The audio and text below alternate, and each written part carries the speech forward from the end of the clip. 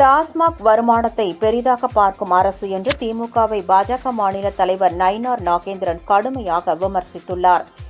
இதுகுறித்து அவர் தனது எக்ஸ் பக்கத்தில் வெளியிட்டுள்ள பதிவில், உழவர் திருநாள் என்று கூட பார்க்காமல் ஊருக்கே ஊற்றி கொடுத்துள்ளது திமுக அரசு என்று விமர்சித்துள்ளார். போதையில்லா தமிழகத்தை உருவாக்குவோம் என உருகி காணொலி வெளியிட்ட முதல்வர் மு.க.ஸ்டாலின் ஆட்சியில் பொங்கல் பண்டிகையை முன்னிட்டு தமிழகத்தில் சுமார் 518 கோடி ரூபாய்க்கும் அதிகமாக மது விற்பனை களை கட்டியிருப்பது சுவாரஸ்யமான நகைமுரண் என்று அவர் குறிப்பிட்டுள்ளார்.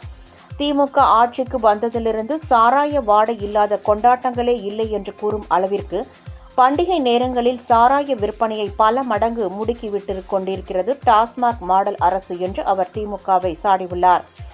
குறிப்பாக பொங்கல் பண்டிகைக்கு குடும்ப அட்டைகளுக்கு தலா 3000 ரூபாய் கொடுக்கிறோம் என ஊரெல்லாம் தம்பட்டம் அடித்துவிட்டு அந்த பணத்தை டாஸ்மாக் வாயிலாக வசூலித்துள்ள திமுக அரசின் அறிவாற்றலை பார்க்கையில் இதற்கு பருத்தி மூட்டை குடோனிலேயே இருந்திருக்கலாம் என்ற நகைச்சுவை வசனம்தான் நினைவிற்கு வருவதாக அவர் குறிப்பிட்டுள்ளார். பொங்கலுக்கு கொடுத்த ரூபாய் நோட்டுகளில் உள்ள எண்ணும் டாஸ்மாக்களில் உள்ள ரூபாய் நோட்டுகளில் உள்ள எண்ணும் ஒத்துப்போகின்றன என்று செய்தி வந்தாலும் வியப்படைவதற்கு இல்லை என அவர் கூறியுள்ளார். மக்களின் மகிழ்ச்சி, மன நிம்மதி மற்றும் போதையால் சமூகத்தில் ஏற்படும் அசம்பாவிதங்கள் ஆகியவற்றை டாஸ்மாக் வருமானத்தை பெரிதாக பார்க்கும் ஒரு அரசு இனி ஒரு முறை தமிழகத்தை ஆளக்கூடாது என்று நயினார் நாகேந்திரன் தனது பதிவில் தெரிவித்துள்ளார்.